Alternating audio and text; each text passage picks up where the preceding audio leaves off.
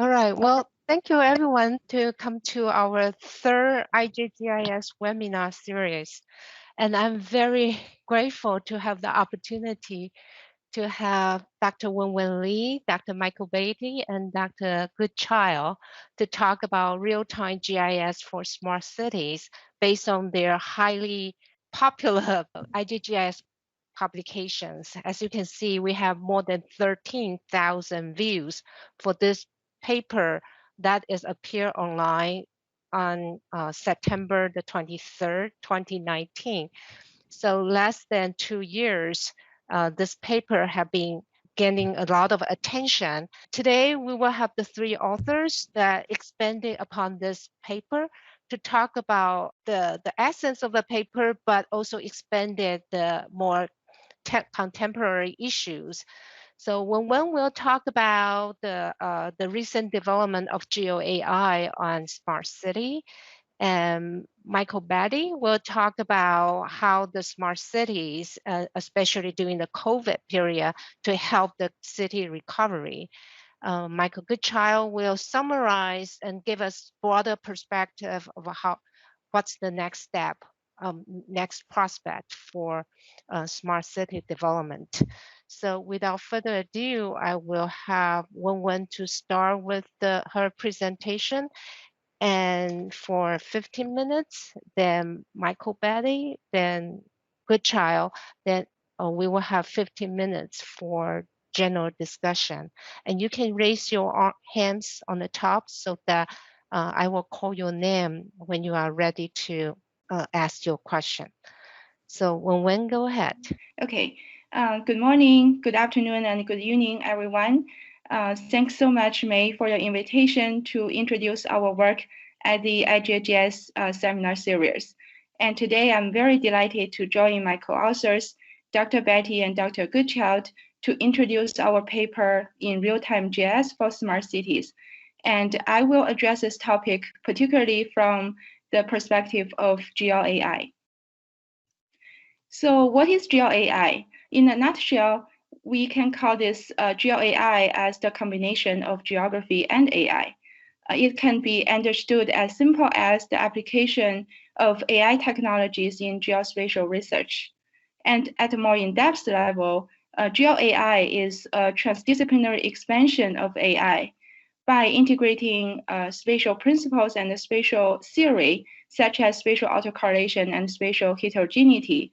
We can develop more powerful AI models for better solving geospatial problems and other data analytics in general. And the field of GeoAI develops as its three pillar technologies develops, including computing, AI, and geospatial big data. In the context of smart city, GeoAI can make the city smarter and can increase the city's efficiency as well as its real timeliness. So what does real time mean? Real time often means the right time. So you might have read this news that a few years ago, when a pedestrian was walking her back across the street on Mill Avenue in Tempe, Arizona, which is very close to ASU campus, she was struck by the self-driving Uber vehicle and was killed in the accident. So if the autonomous driving control system could be smarter and it could take the real-time information into account and detect the anomaly and take real-time actions, this kind of sentencing could have been avoided. And real-time often means life savings. So this is just a news that came out a few days ago that researchers at Department of Homeland Security, they are advancing AI to support flood simulation software. So the goal is to provide a better prediction and evaluation of hurricane landfalls and flooding hazard. By gaining a better understanding about the trajectory of the hurricanes, we can better rescue people, reduce damage, as well as save lives. And by having these real-time actions in the smart cities, we can make its citizens more resilient to the increasing occurrences of natural disasters. And in fact, GeoAI's application in smart cities are quite range into a wide spread of applications. Next, I will give you a few examples. And one of the most compelling form of AI is computer vision. In a smart transportation scenario, we can rely on GeoAI to detect multiple types of objects from images or videos captured at the surveillance camera at the intersection of the roads or on the highway. So we can detect different types of objects such as cars, trucks, buses, or pedestrians. And we can also count the number of objects passing an intersection at different times of a day. So by having this real-time information at hand, the routing software can really take this information and help the drivers to avoid the busy street and also reduce the traffic congestions. And we can also detect anomalies such as overspeed or other forms of violation of the traffic rules. And GeoAI can also help to support the smart disaster management to improve the disaster response and the first aid.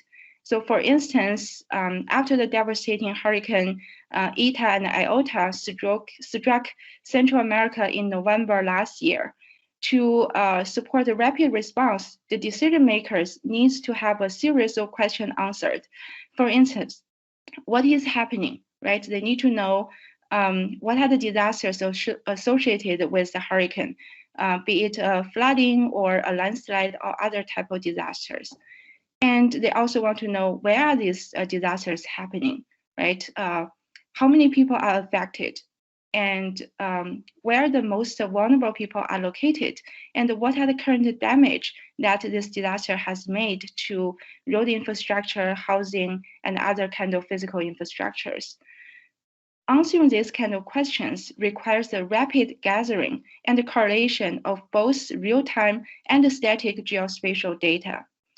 And the new technology called knowledge graph, which has the ability to link the cross-domain data, will be capable to support automated question answering in the disaster response scenario. And GeoAI can also be used to support building smart and connected communities, for instance, by mining high-resolution remote sensing imagery over time, we can gain a view about how the land use are changing. And we can also extract the patterns for urban sprawl.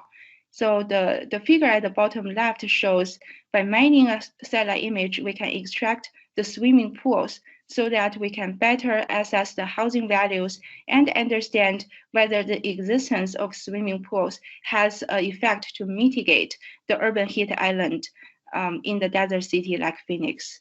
And there are also other interesting work, for instance, to use AI to support urban configuration and automated urban planning. And the kind of GeoAI research can also vary according to different type of real-time data source in a smart city context. In our paper, we have listed a few data sources, and I will walk through that quickly with you. So we all know that the mobile phone data has become a very powerful source of real-time location data. And by 2020, there are over 5 billion mobile phone users. And they have contributed over 50% of the internet traffic. Leveraging this kind of real-time location data, the business owners can measure and forecast economic activities.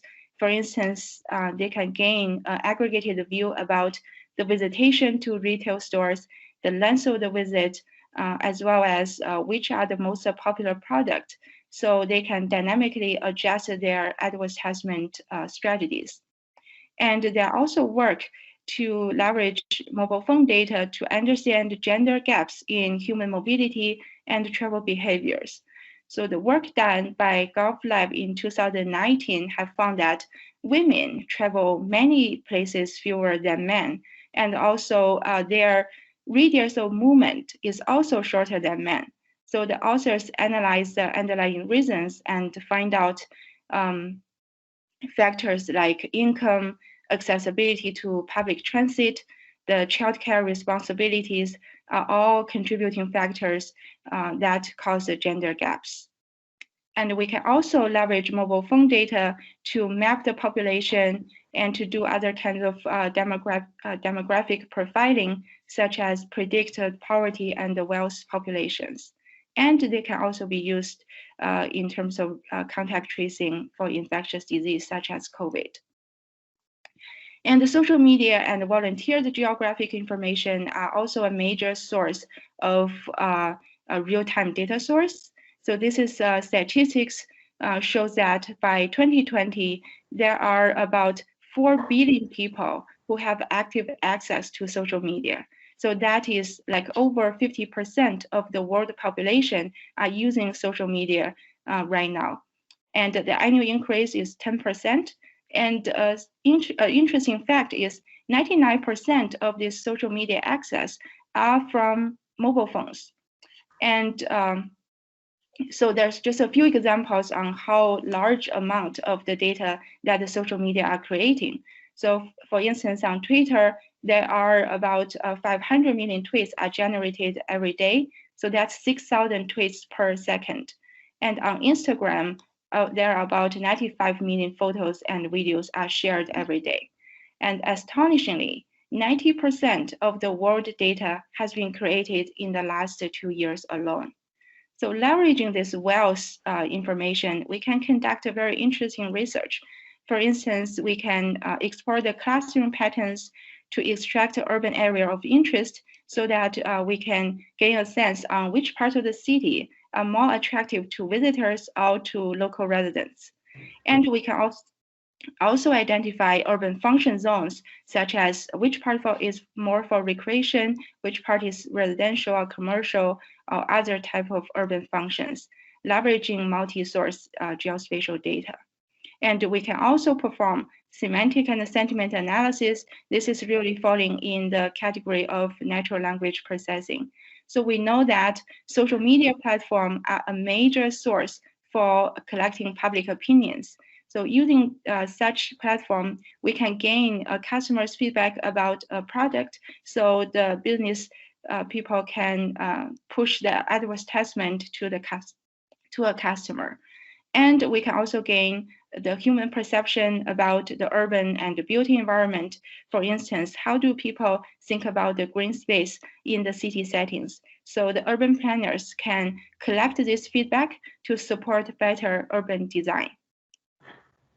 And also social network and IoT devices are also a major source for the smart city data. Just give you a quick example, the Audi's autonomous vehicle, they are creating or collecting 4 terabytes of data every single day.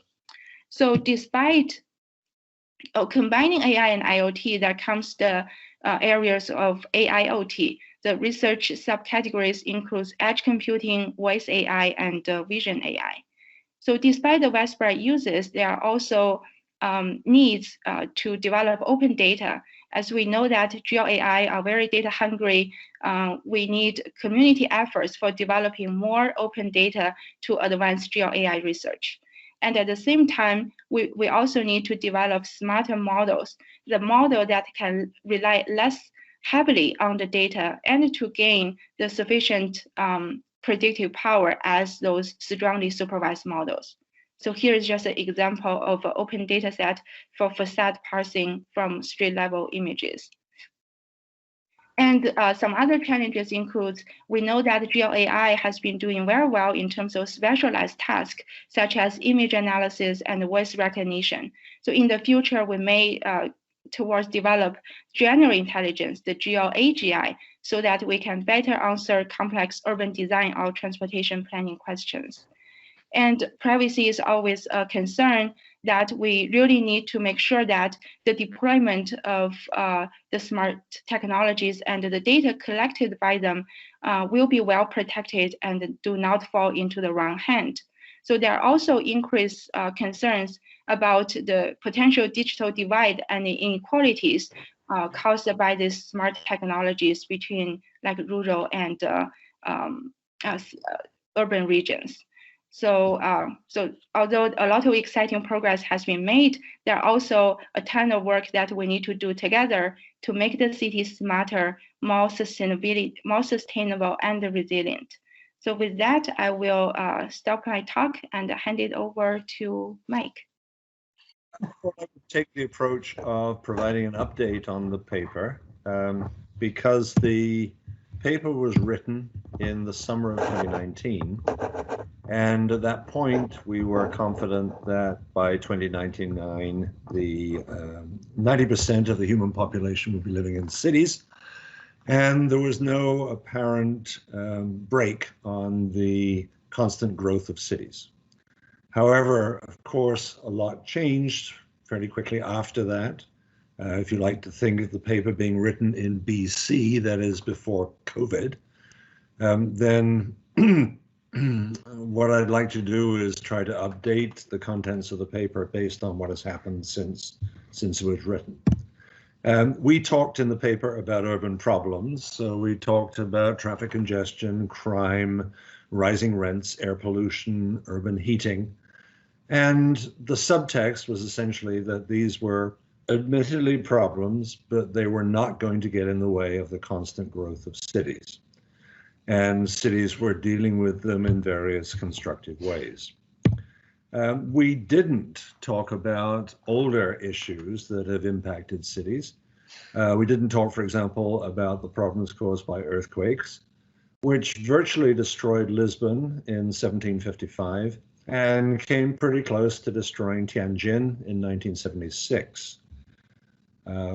Approximately 500,000 people died in Tianjin in 1976, according to some reports.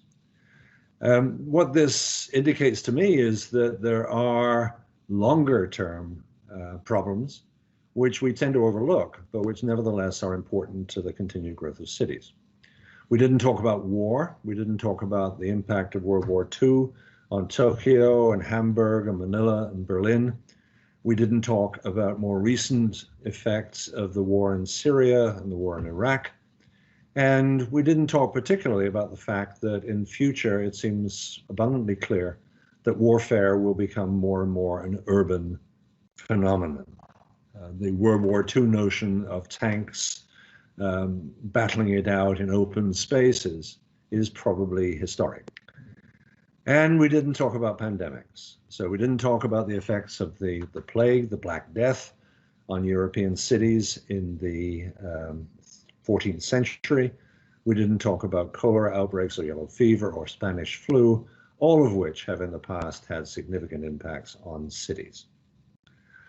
So if we were to update to today, we would notice the following. So we'd notice that downtown areas are now largely deserted. Businesses are closed. A huge amount of office space in cities like Seattle is now unused because people, those who can, are working from home. We would notice a growing inequity, and we would notice that the wealthy have been able to survive the pandemic much more effectively than the relatively poor, and that many of the impacts of the pandemic have focused more on the poor than on the rich. We would notice, for example, that there was a major exodus of wealthy people from New York City in the early days of the pandemic. And we'd notice the loss of support for publicly funded enterprises like public schools and public transit. And we'd ask, quite legitimately, whether these things will, in fact, be able to recover, whether they will ever come back. And many people are saying no. They're saying that the impact of COVID-19 is permanent. And accordingly, we would expect to have to revise our estimate that by 2099, 90% of the human population will be living in cities. So here's an image from downtown Lower Manhattan. These are businesses that are impacted not only by the lack of customers, but also by the large-scale abandonment of central area office space. And so their customer base has literally disappeared. We might, however, remember that retailing, particularly, and other commercial land uses are typically very dynamic. And we might recall images like this. This is nothing to do with COVID. This is a pre-COVID picture, but it's an example of a shopping center in the United States which has been abandoned. And estimates have varied around, typically around 30% of all shopping centers in the United States will look like this in a few years. Wholesale abandonment of the shopping center model. And of course, this trend was already in place. It's simply become much more severe as a result of COVID because of the growth of online shopping and online delivery. But we have been here before. So in the examples I gave, such as Lisbon in 1755, there have been massive changes in the past in urban systems, and nothing fundamentally has changed. Humans are still the same social animals. Even office workers require face-to-face contact, require the existence of shared space in which they can work. Moreover, if we think that the future lies in Zoom and Teams, all of us now are suffering from Zoom fatigue, Teams fatigue. And we might recall the discussions of the early 1990s, where the death of distance was a commonly heard phrase. This dates from the early days of the web and the internet, and it reflects the notion that people will no longer need to interact face-to-face because the internet is capable of supporting interaction over any distance. So distance as a central concept in geography is no longer as relevant. We no longer hear much about that, and we recognize, I think, today that it was largely misplaced, that concern over the death of distance. Moreover, the worst of the COVID-19 pandemic may be over. There are obvious exceptions, parts of Europe. The last few days in Miami Beach, there have been major issues. And the developing world, which does not have access to vaccination as much as the developed world. These are obviously concerns. And there are, of course, dangers in new variants and in the premature reopening. And in the United States, there's a particular danger in the politicization of the COVID response. So it seems to me that the big opportunity for real-time GIS at this point in time is an opportunity in urban recovery. So I'd like to spend a few minutes just thinking about how GIS, and particularly real-time GIS, might be used, might be developed to support urban recovery. And perhaps the first and most obvious is in the area of logistics. So GIS, of course, has always been a major supporter of logistics, and we might talk about the location of vaccination sites and testing sites. We might talk about the mechanisms used to distribute the vaccine worldwide. And if you listen to UPS, for example, they have invested very substantially in what they call freezer farms, which are central warehouses which store the vaccine in very low temperatures. Other issues, of course, have been the need to keep vaccine frozen as it is transported. And again, there have been major investments there. Also, we might think about the different strategies that have been used around the world.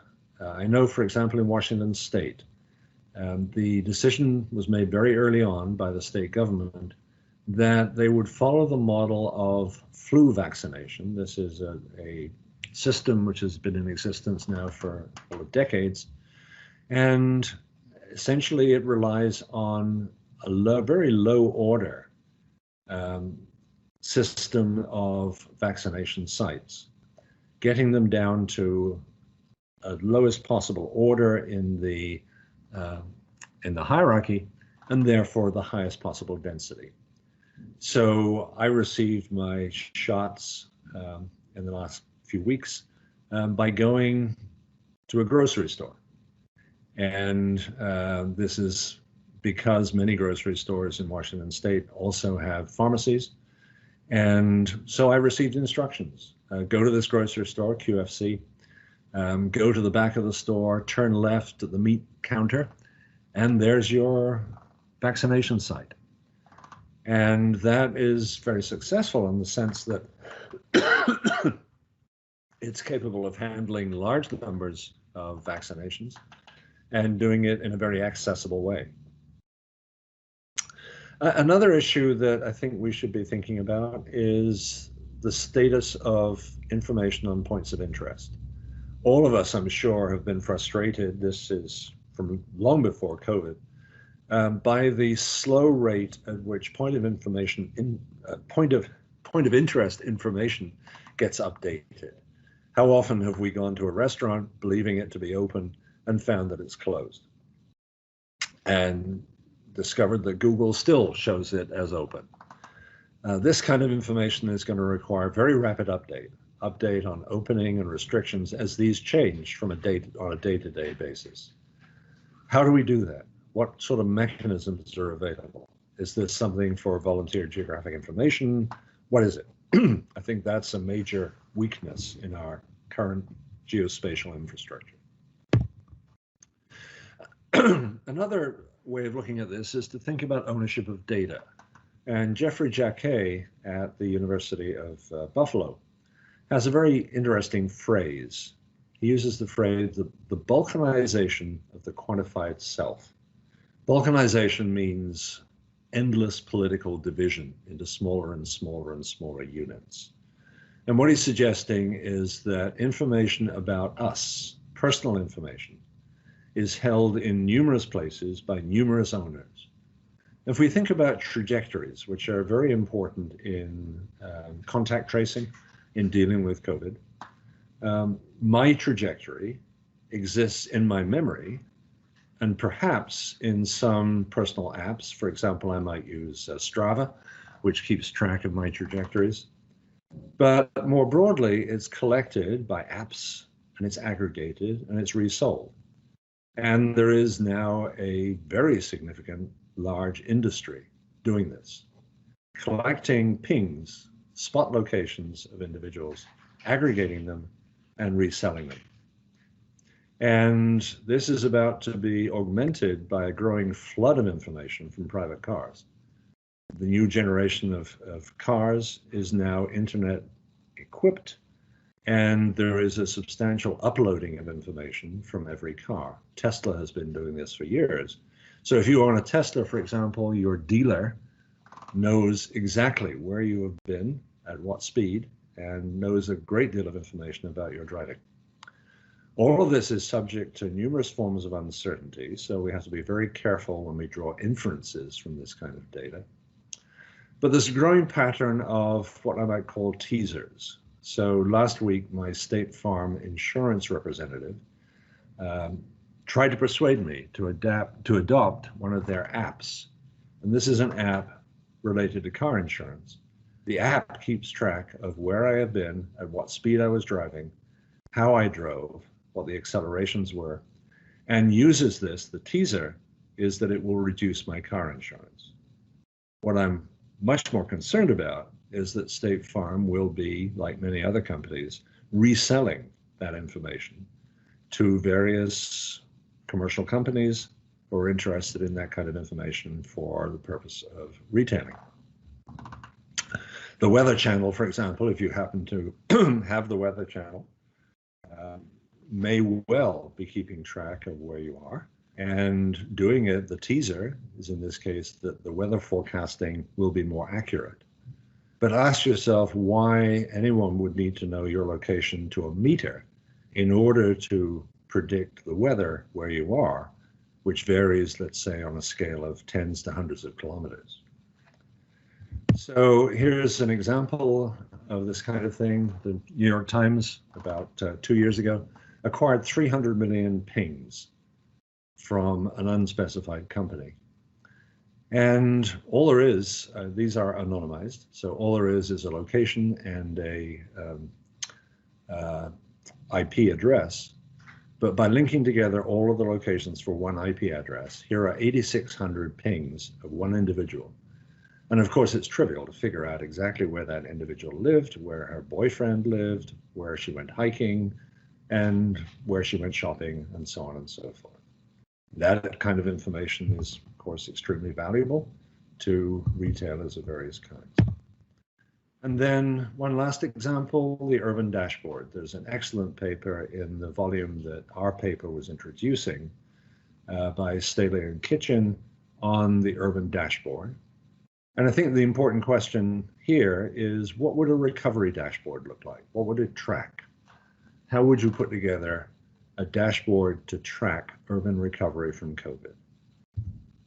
So just to summarize some of the points I've been making, we didn't anticipate COVID. It was written BC, before COVID. But we have been here before, and cities have almost always recovered. In the classical era, there are examples of cities that didn't recover, such as Carthage or Troy or Pompeii. But by and large, it's very difficult to come up with more recent examples. Why do cities recover? Because the infrastructure is in place, and because or what's left of it, and because the city was located at a particular point that made sense from a geographic perspective, and it still makes sense to have a city in that location.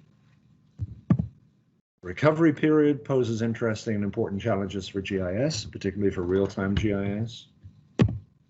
Ownership of geospatial data is a continuing issue. And then finally, what would a recovery dashboard look like? So thank you very much for your attention. Summary is very good, because in some sense I'm also going to talk about COVID-19 pandemics and so on. And it's good in the sense that we're talking about different types of time here. What I'd like to introduce is this notion that there are all sorts of time that we use in geography and GIS. When Len has talked about real-time, sort of almost instant things, Mike referred to a little bit obliquely about the very long term. 2099, we'll all be, 90% will be living in cities. I want to talk about the medium term. And the medium term has become very significant because, of course, it relates to what's been happening over the last year and what may happen over the next 2 or 3 years. So let me load my slides, etc. So in some senses, a lot of what we've been working with for many years in GIS and in geography and so on is really about the very long term. And the very long term is not really about time at all. It's really time encapsulated as equilibrium.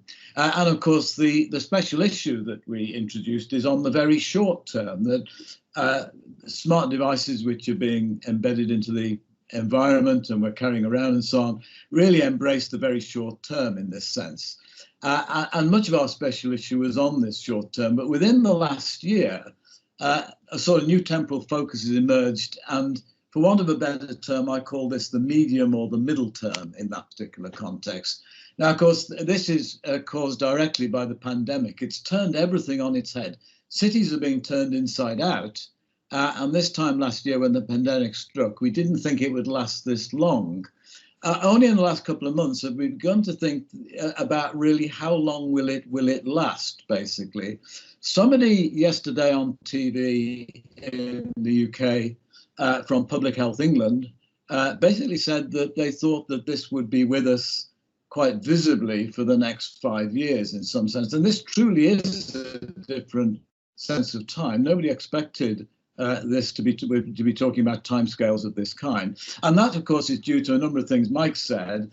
New variants, for example, currently in Europe, just as Britain sort of recovers through vaccinations and so on, Europe has really taken off into a third wave over the last 2 or 3 weeks and so on. And the new variant, in fact, is referred to as the British variant. It's the one that sort of was first sequenced in somewhere like Kent or somewhere. And of course, this is a big issue, the idea of new variants, the idea of third or fourth waves and so on. Half the world's not been vaccinated in that sense. And so this notion about contact, when one place recovers, how will it fit within the rest of them? That most of these places have nothing like herd immunity. So that's a big issue. Vaccine nationalism. Most of you probably from the North American side of the continent North American side basically probably don't sort of see the daily newscasts about the EU and the fight over vaccines and who has them and so on. All of this produces a new medium term to think about how our decisions pertaining to where we live and how we move are likely to change.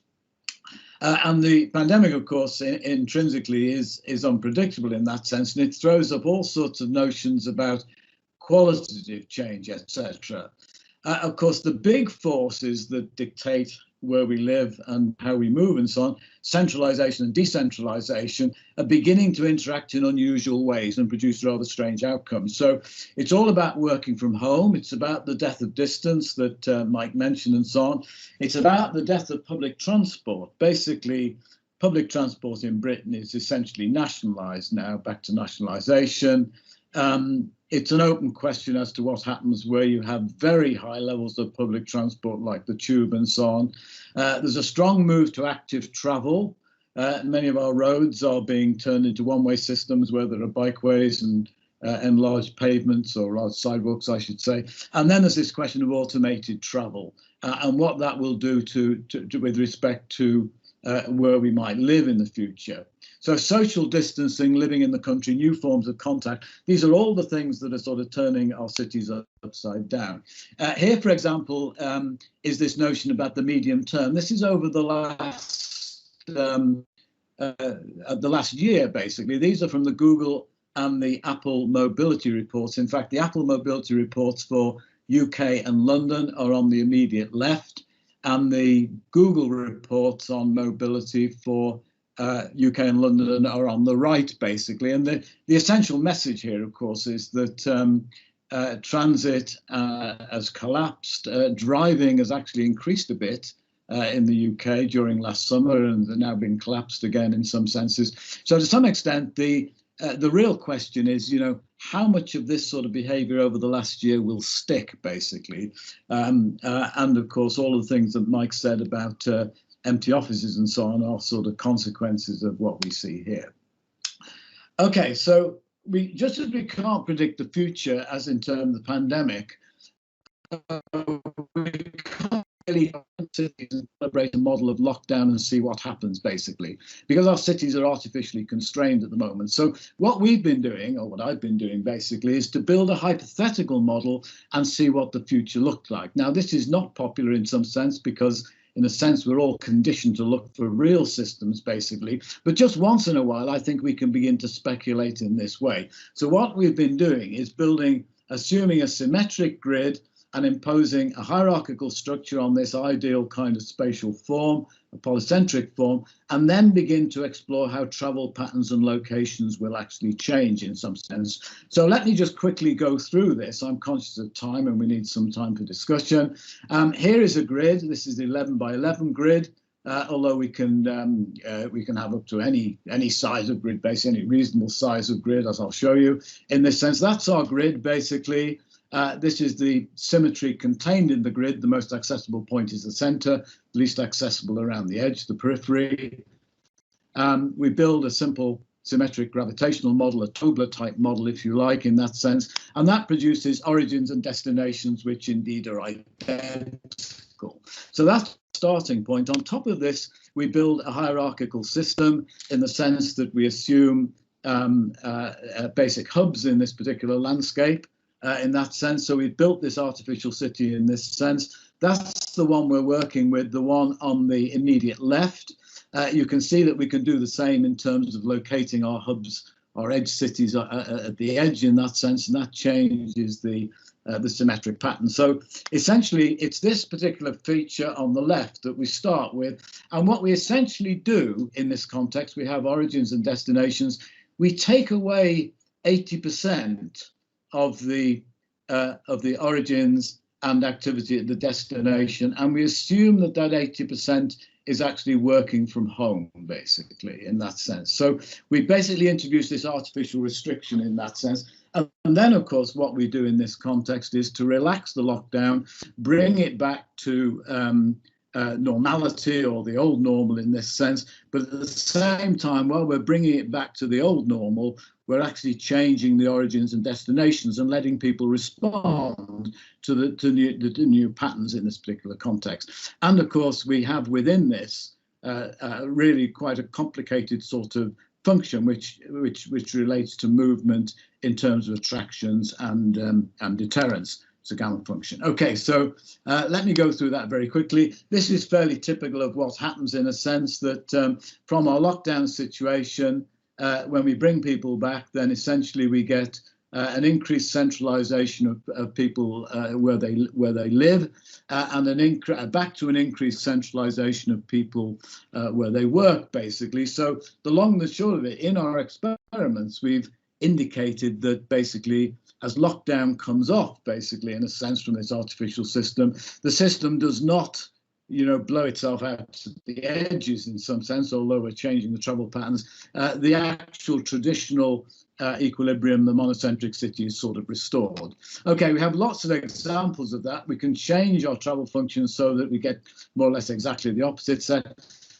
There's a whole set of blending that we can do with respect to the attraction and deterrence of these things using the appropriate spatial interaction models. Now, making it a little bit more realistic, throw in some noise, basically, and the top line shows the 11 by 11 grid and what happens in equilibrium, basically the pattern of the left hand and the middle columns are the starting point, and then they produce an equilibrium, which basically bears out what I was saying, that we get centralization in this particular way.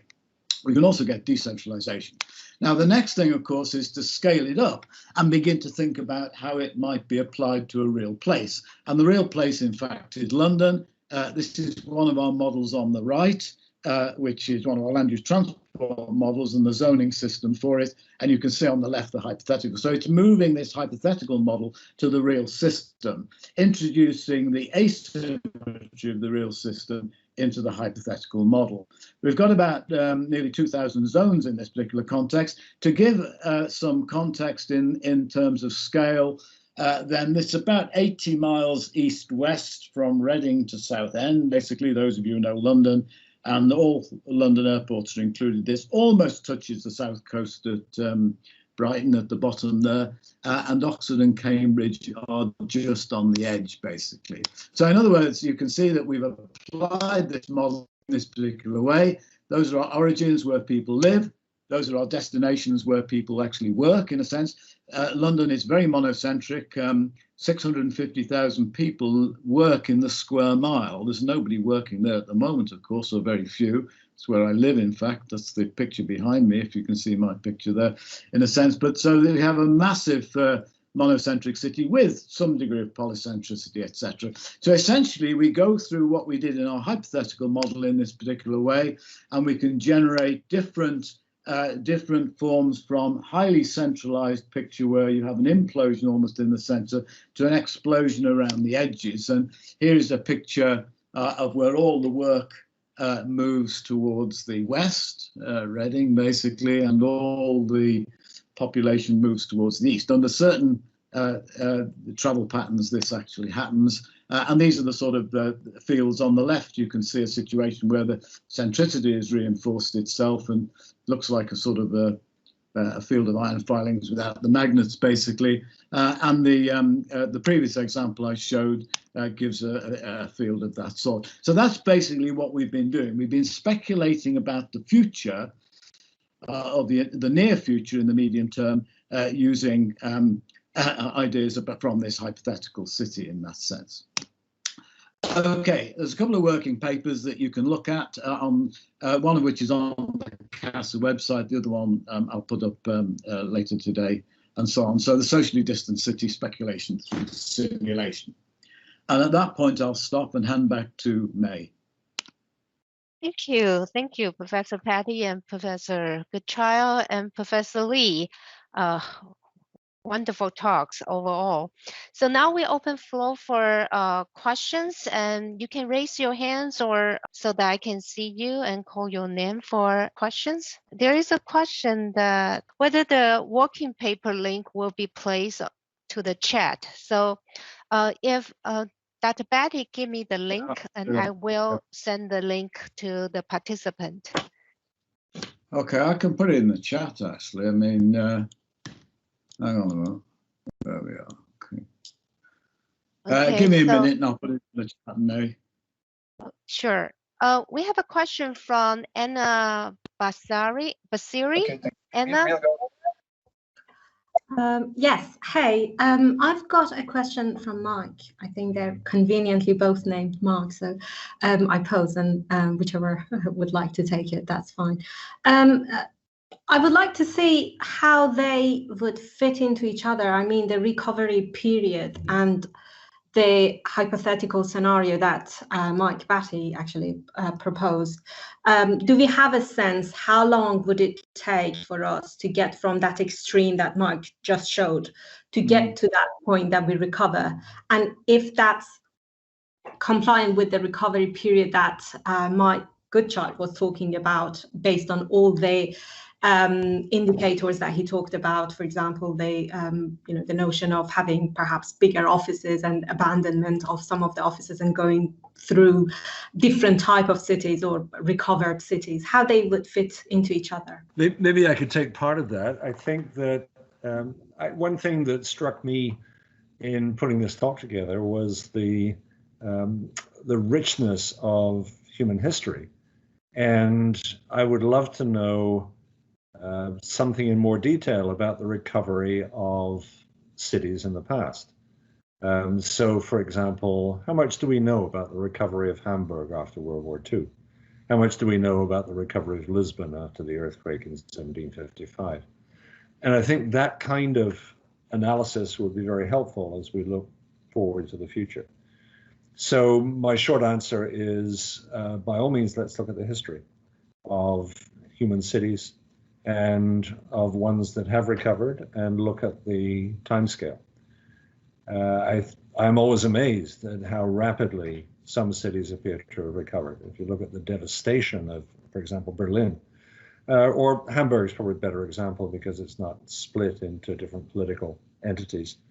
But if you look at the history of Hamburg's recovery, or I know a little bit about the recovery of New Orleans after Hurricane Katrina, and how much more rapid that recovery was in certain societies and certain groups. So it brings us into the role of social culture, social capital, in organizing recovery. It's that sort of perspective, I think, that will be very helpful in thinking about how cities are going to recover from COVID. But Mike, you've got probably some comments about the other part of the question. Yeah, I mean, in terms of the model that we're playing around with, we essentially recover. We essentially move back to the old normal where everybody is back at work, basically. We start off with 80% of people not working. We can have any percentage, of course. And we move back and we basically change a constant proportion each time period. And that's the critical issue. What are these time periods? And basically after 10 time periods, we have everybody back working, starting from not everybody working at home. At the same time, things are adjusting. And then, of course, to get the long-term equilibrium, we just run the model through to, well, once you run it through to 100 time periods, then you get either everybody living in the same place and so on. Of course, in a sense, you can't say that until you run the model, because, of course, all these forces and the way they interact in these interaction models are something that that sort of complexity is part of those models, in a sense. So in other words, the big question is, how realistic is this period of recovery? How long do we have anything that tells us about how we recover? Now, I think there is evidence out there, but it's never quite been assembled in this particular way. I think, as Mike said, that if you looked at London during the plague years, the last plague, of course, was 1665, I should say, just before the fire. In the area that, if you can see where I'm sitting, the area that is behind me is the Bank of England. That's the square mile. And basically, the City of London was the square mile. The whole city was the square mile. And 100,000 people died. And maybe it's 150,000 out of about 400,000 people in London. And there are pictures at what that means. It's very anecdotal. It's a bit like, as Mike said, you know, how long did it take for Hamburg to recover? I'm amazed by how quickly things do recover in some sense. And of course, it could well be that, you know, we will be back to the old normal in that sense. So it's not an answer to your question, but it raises all the issues that your question sort of in and of itself implies. Yeah, well, thank you, Mike and Mike. And Anna, do you have a follow-up? Well, I do, but I think Haosheng has also raised his hand. But I would like to ask one more question about the element of frequency of change, because what Mike just said, Mike Goodchild, about looking back to the history, it kind of contradicts what he suggested to use, for example, real-time data. And I wonder he could comment on the element of the frequency of change versus the period of the change and recovery. So I just couldn't figure that out, how we can go back and learn from the past while he's suggesting like real time. I see the element of linkage, but it may just contradict each other. Mm-hmm. Yeah. Okay. This frequency versus interval. I think there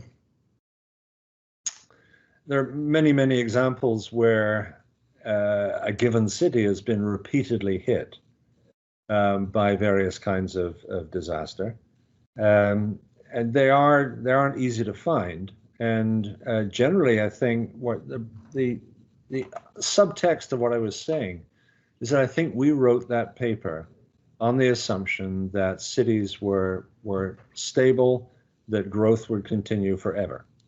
And what we ignored were numerous instances in the past where the process of urban growth has been severely interrupted, if not terminated, by major events.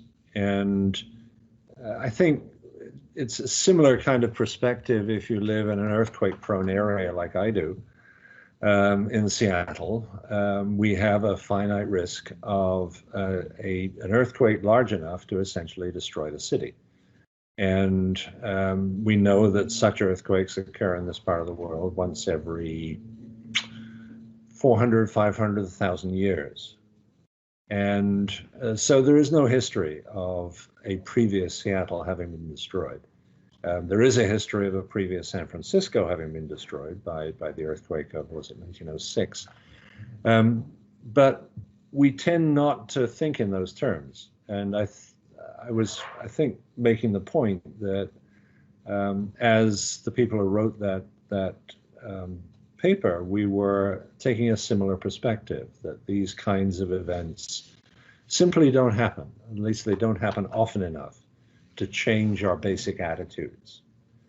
There are, I guess, cities which are repeatedly impacted, and virtually all the US cities around the Gulf Coast and up the eastern, lower part of the eastern seaboard. Cities like Houston, which are repeatedly impacted, and often enough that they actually take steps. So New Orleans, for example, in building levees, is accepting that these disasters happen often enough. But we don't do that generally. And there's a certain complacency there that I think we would do well to pay attention to. Well, thank you, Mike. Haosheng Huang also have a question. Sorry to cut this discussion short, but I think that I want to give him the opportunity to ask question before we end the webinar.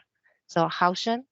Yeah, so thanks a lot for the presentations. They are very, very interesting and inspiring. I have a general questions, because for this kind of research, we often need to have a lot of data. And normally as a researchers, for example, at the university, we don't have this kind of data. And my question is, for big companies, they basically have a lot of data for this. Like Google, they have a lot of data. And my question is really about how can we do better than, in terms of this aspect, how better than those company owning a lot of data. So I'm kind of interested in your opinion on this. So thanks. Now, this is always a very challenging question. So academics seems to always be one step behind because we don't have the data. So any comments on how can we work with the industry to get access to the data, or we can have our own large-scale VGI project that to collect the data ourselves? Anybody? One of the issues that we've been involved in, I'm on a committee called the RAMP committee. It's the Rapid Assistance for Modelling the Pandemic. It's a Royal Society committee that looks at a whole variety of non-epidemiological models, basically. So models about how demography affects the pandemic and so on. A whole range of things of that sort. But it's a modelling focus. And of course, one of the things that's been brought up in that committee many times and in many other committees in the UK, and I'm sure it's true elsewhere, is the question of access to mobility data, which has traditionally been extremely difficult to get. In fact, the providers in the UK are almost completely resistant of giving any data on fine-scale mobility to academics and so on. In fact, I think if you looked at the number of papers written on mobility and transportation in the UK, you wouldn't find any with British examples for this reason. And during the pandemic, we've been able to make a little bit of progress there. Grudgingly, some of that data has been released because those companies feel there is a sort of public a public face to what they do in some sense, but it's still very, very problematic in that sense. So I think the whole question about access to some of these new sources of data is just a recurring issue, basically. And it varies with culture, language, it varies with a whole range of things in that sense. But it's been, during the pandemic, a little bit more of it has been released, I would think. And in fact, what we're finding in the UK, the Office of National Statistics, which in fact is a very impressive organisation, are basically beginning to collect some of this data, which has not been the case before. A lot of municipalities too, for example, the Greater London Authority, are now collecting data of a kind that previously was either not collected or collected by companies in some sense. So there is a little bit of hope in this because of the fact public agencies are beginning to think that, yes, they do need these sorts of data. There is a very interesting question that asked in the chat by Paul Zhao. And he mentioned that during the quarantine in Hangzhou, citizens have to have a health code app to travel around the city. But it turned out that there is a bug in the app that have been caused problems for people to travel and then shut down for a few days. So his question is that for real-time GIS or those mobile app, how much influence to our daily life or potential influence to our future daily activities if too much policy is tied into those mobile apps? Yeah, I think people are always busy gaming new technologies, and there are many, many different ways of gaming technologies, but it's an inevitable process. So take facial recognition, for example. I think it's not hard at all to figure out how you would game facial recognition technology. What you would do, wearing a hood is probably the simplest, but there are many, many others. And I think we could do the same we could say the same for the technology that captures your identity when you board a bus, or the technology that monitors your email. If you're like me, your university now has access to all of your email. There are ways of gaming any new technology, and people will inevitably be tempted to do so. So that's, I think, one way in which technology modifies behavior. I think the more serious ones would be where you decline to do something or decline to act in a particular way because of the threat that you are, that your information is going to be captured. I raised the issue of the State Farm Insurance app, and the result of thinking about that is that I will not sign up for that app. The temptation of reducing my car insurance by a few dollars is not sufficient to justify surrendering personal information to the company. Well, let me say, I think what you're doing, May, is tremendous. I think this idea of taking papers out of IJGIS and making them the subject of webinars is really interesting. And of course, it does wonders for citations, perhaps. Certainly, this is something that I would very much want to encourage. I think very often, once a paper is bound in a volume and put on a shelf, that's the end of it. And this is one way of keeping a paper alive. Thank you, Mike. And I also think that because our field is so diverse and have a wide range of topics, and very few researchers can really cover all this topic in the graduate seminar. And I'm hoping that to have the webinar and recorded sessions allow integration to graduate seminar or to inspire young researchers on certain topical area. Yeah, I think this certainly is one aspect, one consequence of COVID that I very much want to see continue.